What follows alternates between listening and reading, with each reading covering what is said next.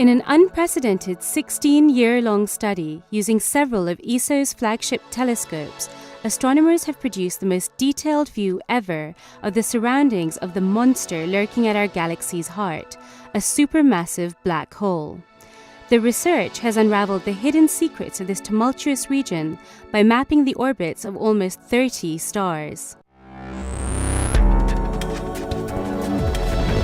This is the ESOcast, cutting-edge science and life behind the scenes of ESO, the European Southern Observatory, exploring the far reaches of the universe with our host, Dr. J, aka Dr. Joe Liske.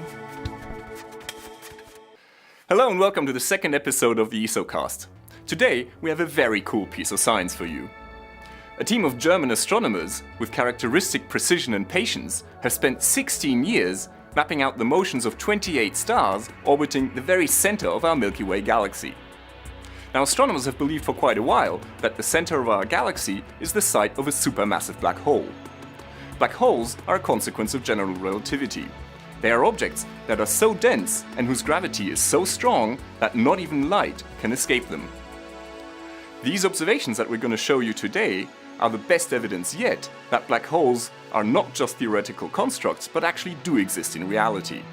This is truly a milestone result. Observers under dark skies, far from the bright city lights, can marvel at the splendor of the Milky Way arching in an imposing band across the sky. Zooming in towards the center of our galaxy, about 25,000 light-years away, you can see that it is composed of myriads of stars. This is a pretty impressive sight, but much is hidden from view by interstellar dust, and astronomers need to look using a different wavelength, the infrared, that can penetrate the dust clouds. With large telescopes, astronomers can then see in detail the swarm of stars circling the supermassive black hole, in the same way that the Earth orbits the Sun. The galactic center harbors the closest supermassive black hole known, and the one that is also the largest in terms of its angular diameter on the sky, making it the best choice for a detailed study of black holes. So what this team did was that at various points of the past 16 years, they kept taking images of the very central region of the Milky Way. Now, from these images, they were able to map out the motions of a total of 28 stars. Now, what these motions showed was that these stars aren't just moving about randomly, but that they are clearly orbiting a very massive central object. And the point is that this central object is completely unseen. Now, from the motions, it's also possible to deduce the mass of the central object. It came out to be a little over 4 million times the mass of the Sun. Now, what's more, that enormous mass has to fit into a tiny little volume, and so one cannot escape the conclusion that the central object really is a black hole. The observing campaign started with observations made in 1992 with a sharp camera attached to ESO's 3.5-meter New Technology Telescope, NTT, housed at the La Silla Observatory in Chile. More observations have subsequently been made in the last few years using two instruments mounted on ESO's 8.2-meter Very Large Telescope, VLT. Over the 16 years of this study, ESO's telescopes have stared at this one region for 50 full nights. This new research marks the first time that so many of these central stars have had their orbits determined so precisely. The data also reveal a lot about the characteristics of these stars and how they must have formed. For one of the stars, the astronomers were even able to follow it for a complete orbit.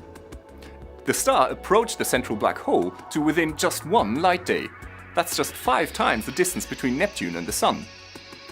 Professor R.Genzel from the Max Planck Institute for Extraterrestrial Physics in Germany is the leader of the team that made the discovery. Reinhard, why is it so important to study the center of the Milky Way? Well, you see, the Milky Way Center is one of the most important laboratories we have to study in very great detail what's happening in centers of galaxies, in much more detail than we can ever hope to do in all other galaxies. Yet, here we are, we can study whether there's a central black hole, what happens around it, and so forth. All very general issues which you would like to explore and which you cannot really study that much in detail in other galactic nuclei. Dr. Stefan Gillessen is the first author of the paper reporting the study. So Stefan, tell us, what's the most important result you obtained? The most important result of our research really is that we have now empirical evidence for the existence of a massive black hole in the center of our Milky Way. The mass of this black hole is around 4 million solar masses, and we know the mass at the percent level. This is of course an amazing result. But the team doesn't plan to stop here. Now in the past they've used the novel technique of adaptive optics to remove the blurring effects of the atmosphere. In the future they plan to do even better and to get even higher resolution images by using another new technique called interferometry. This is where you combine the light from 2 or more of the VLT's unit telescopes together. So Reinhard, what's the next step?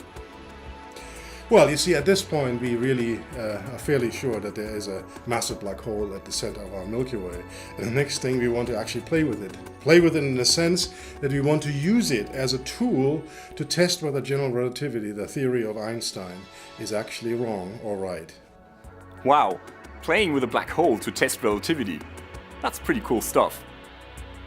I'm Dr. J, signing off for the ESOcast. Join me again next time for another cosmic adventure.